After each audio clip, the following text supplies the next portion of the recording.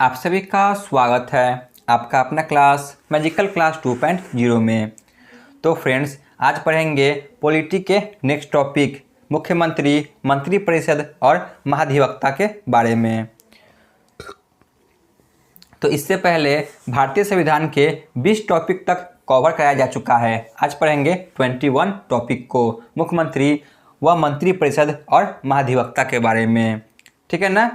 यदि आपने इन सभी के बारे में नहीं देखा तो प्लेलिस्ट में जाके देख सकते हैं। इन सभी का अलग से प्लेलिस्ट बना हुआ है, तो आप लोग जाके वहाँ से भी देख सकते हैं और इसका लिंक डिस्क्रिप्शन में मौजूद है, तो आप लोग वहाँ से भी जा सकते हैं। चलिए आज की क्लास की शुरुआत करते हैं। मुख्यमंत्री, मंत्रिपरिषद और महाधिवक्ता। तो मुख्यमंत्री को आप प्रधानमंत्री से रिलेट कर याद कर सकते हैं। ठीक है ना। जिस तरह हमने प्रधानमंत्री के बारे में पढ़ा, उसी से बहुत सी समानता मुख्यमंत्री को मिलती है। तो प्रधानमंत्री की समानता ही मुख्यमंत्री को आप याद कर सकते हैं। तो चलिए इनके बारे में पढ़ते हैं। राज्य के कार्यपालिका, इसमें राज्यपाल, मुख्यमंत्री, मंत्रिपरिषद और महाधिवक्ता आते हैं। जो राज्य में कार्यपालिका होते हैं तो इसमें राज्यपाल, मुख्यमंत्री, मंत्रिपरिषद और महाधिवक्ता शामिल होते हैं। मुख्यमंत्री सरकार का मुखिया होता है। जो मुख्यमंत्री होते हैं तो यह सरकार का मुखिया होते हैं। वही जो राज्य है तो राज्य का मुखिया राज्यपाल होता है। परंतु जो भी वास्तविक शक्ति है यह सभी मुख्यमंत्री के पास ही होता है और नाम मात्र की शक्ति राज्यपाल के पास होता है। ठीक है ना। मुख्यमंत्री सरकार का मुखिया होता है, वही राज्य का मुखिया राज्यपाल होता है। देख लेते हैं अनुच्छेद 164 को। इसमें क्या कहा गया है। इसमें कहा गया है कि मुख्यमंत्री की नियुक्ति राज्यपाल करेगा। जो मुख्यमंत्री है तो इनकी नियुक्ति राज्यपाल के द्वारा की जाएगी।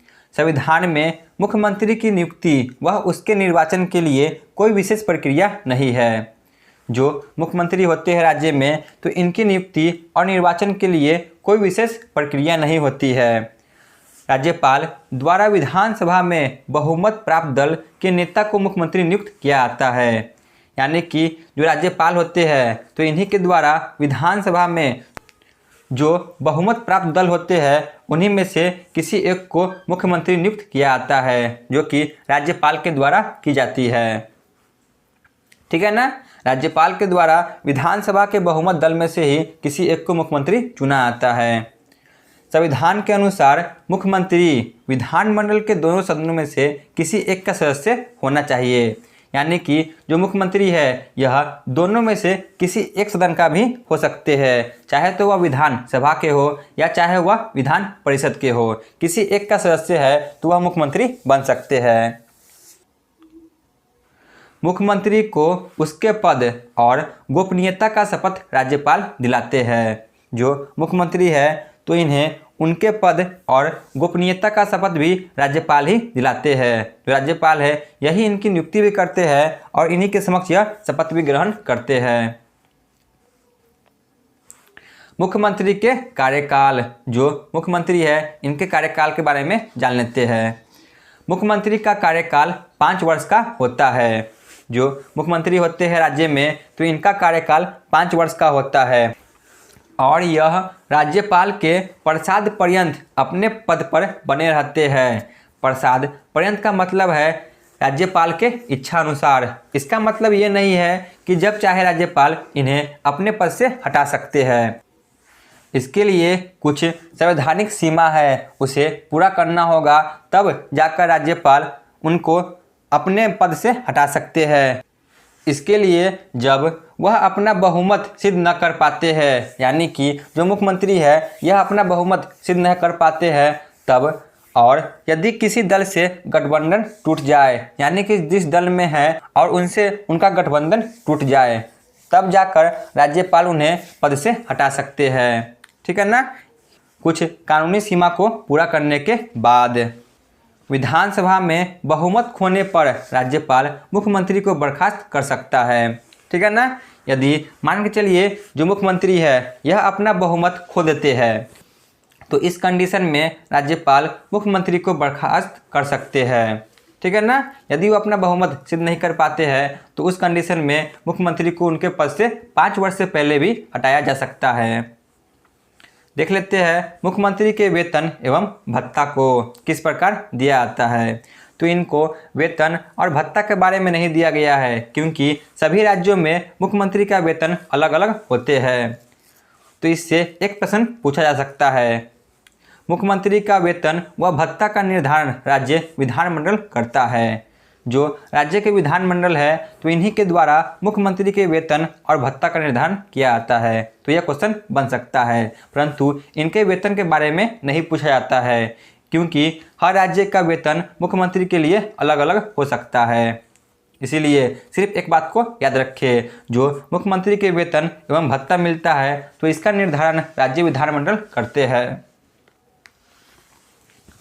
अब देख लेते हैं मुख्यमंत्री की शक्तियाँ एवं कार्य। जो मुख्यमंत्री है इनको कौन कौन सी शक्ति प्रदान है और इनका कौन कौन से कार्य होते हैं। मुख्यमंत्री मंत्रिपरिषद की बैठक की अध्यक्षता करते हैं। जो मुख्यमंत्री होते हैं तो मुख्यमंत्री के द्वारा ही मंत्रिपरिषद की गठन की जाती है और जो मंत्रिपरिषद है इसकी बैठक की भी अध्यक्षता मुख्यमंत्री ही करते हैं। मुख्यमंत्री मंत्रियों को बर्खास्त या इस्तीफा दे सकता है। ठीक है ना। जो मुख्यमंत्री है यह मंत्रियों को बर्खास्त या इस्तीफा दे सकता है। मुख्यमंत्री यदि इस्तीफा दे दे तो पूरी मंत्रिपरिषद बर्खास्त हो जाएगी क्योंकि जो मंत्रिपरिषद है तो इसके अध्यक्ष मुख्यमंत्री होते हैं। मान के चलिए यदि मुख्यमंत्री ही इस्तीफा दे देते हैं तो उस कंडीशन में मंत्रिपरिषद में जितने भी मंत्री हैं वह खुद ही विघटित हो जाएगी। ठीक है ना। यदि मुख्यमंत्री इस्तीफा देते हैं तो उस कंडीशन में जितने भी मंत्रिपरिषद के मंत्री हैं वह अपने आप त्यागपत्र दे देंगे। मुख्यमंत्री राज्यपाल को सूचना प्रदान करता है, यानी कि किसी प्रकार का जो विकास कार्य या कोई भी योजना चल रहा हो राज्य में तो यह सूचना मुख्यमंत्री राज्यपाल को प्रदान करता है।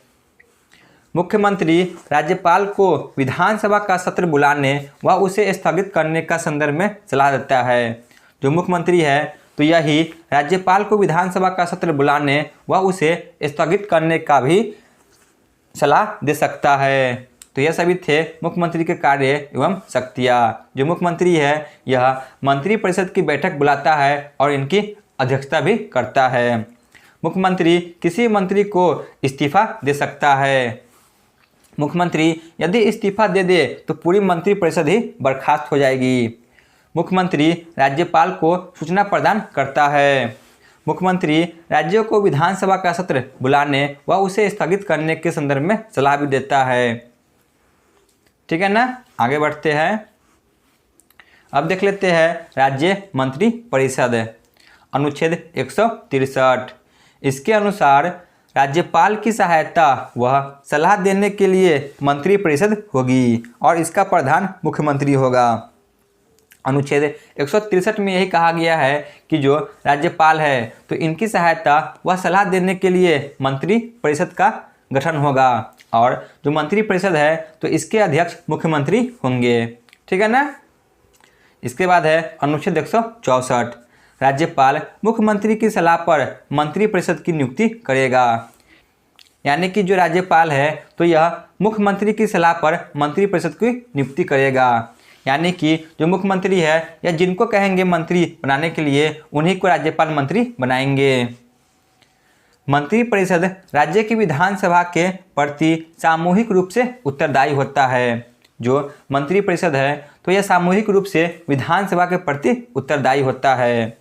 जो मंत्रिपरिषद है तो यह कभी भी विधान परिषद के प्रति उत्तरदायी नहीं होगा, क्योंकि जो मंत्रिपरिषद है तो यह हमेशा विधानसभा के प्रति ही उत्तरदायी होगा, क्योंकि जो विधानसभा है विधानसभा में हमेशा प्रत्यक्ष चुनाव होता है, यानी कि इसमें जनता भाग लेती है। इसीलिए यह सामूहिक रूप से उत्तरदायी विधानसभा के प्रति होगा।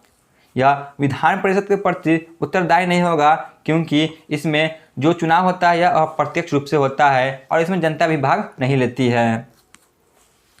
मंत्रिपरिषद व्यक्तिगत उत्तरदायी राज्यपाल के प्रति होगा, या सामूहिक रूप से उत्तरदायी तो विधानसभा के प्रति होगा, परंतु व्यक्तिगत रूप से उत्तरदायी यह हमेशा राज्यपाल के प्रति होगा। आगे बढ़ते हैं। अनुच्छेद 165 राज्यपाल द्वारा महाधिवक्ता की नियुक्ति।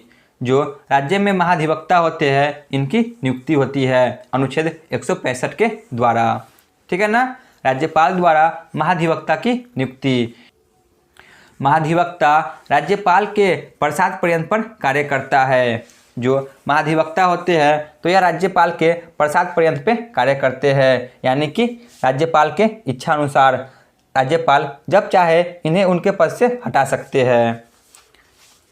महाधिवक्ता को विधानमंडल की कार्यवाही में भाग लेने व बोलने की शक्ति होती है। जो महाधिवक्ता होते हैं तो इन्हें विधानमंडल की कार्यवाही में भाग लेने व बोलने की भी शक्ति होती है, परंतु यह मतदान नहीं कर सकता, ठीक है ना। इन्हें तो विधानमंडल की कार्यवाही में बोलने और भाग लेने की शक्ति होती है, परंतु यह किसी प्रकार की मतदान में भाग नहीं ले सकता।